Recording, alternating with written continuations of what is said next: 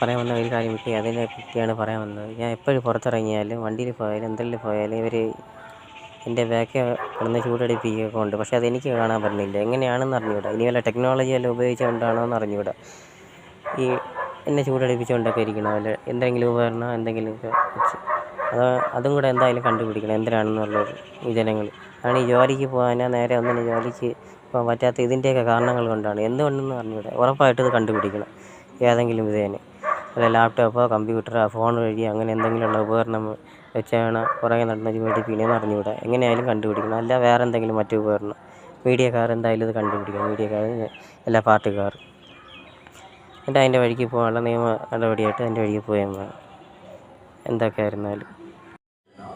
അല്ല ഞാൻ നേരത്തെ പറഞ്ഞ ഒരു കാര്യം കൂടെ വിട്ടുപോയതുണ്ട്. കാരണം എന്ന് വെച്ച് കഴിഞ്ഞാൽ എൻ്റെ ശരീരം മൊത്തമൊക്കെ ട്യൂൺ ചെയ്ത് ഉണ്ടാക്കണം. അതായത് ശരീരം ട്യൂൺ ചെയ്യുമ്പോൾ ഉറക്കക്ഷീണം ഉണ്ടാക്കാനും പിന്നെ അത് പോയിട്ട് സമനില തെറ്റിക്കാനും അതൊക്കെയാണ് പലതും പറഞ്ഞവർ നോക്കുന്നത്.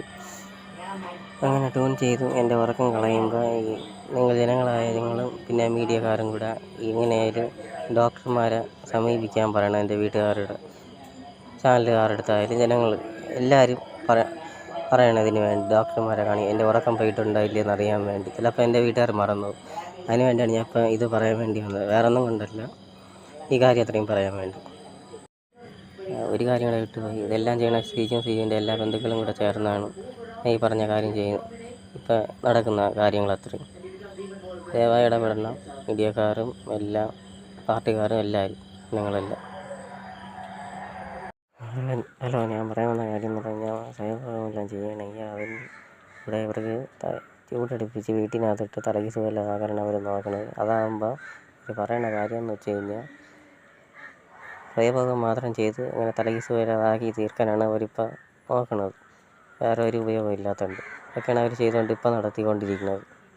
ശ്രീജുവിൻ്റെ ബന്ധുക്കളും കമ്മ്യൂണിസ്റ്റ് പാർട്ടിക്കാർ നിരത്തിലെ ബ്രാഞ്ചിലുള്ള അവരൊക്കെ കൂടി ചേർന്ന് ആലോചിച്ചുകൊണ്ടിരിക്കുന്നു.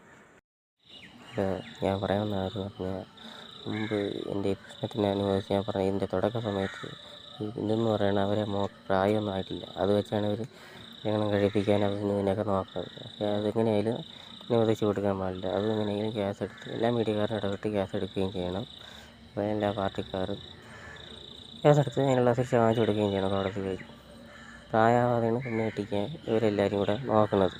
ഇതിൻ്റെ തുടക്കമുള്ള സമയം ആദ്യം മുതൽ അന്വേഷിച്ച് നോക്കുമ്പോൾ അറിയുകയാണെങ്കിൽ. അതുപോലെ തന്നെ നിലവിലെ 2 മരണവും നടന്നിട്ടുണ്ട്. ഒന്ന് ഈ ഒരു നിലവിലെ കമ്മ്യൂണിസ്റ്റ് പാർട്ടിയിലെ ബ്രാഞ്ചിലുള്ള ഇത് സുഭാഷ് എന്ന് പറഞ്ഞ ഒരു പയ്യൻ്റെ അമ്മയാണ് മരിച്ചത്. പിന്നെ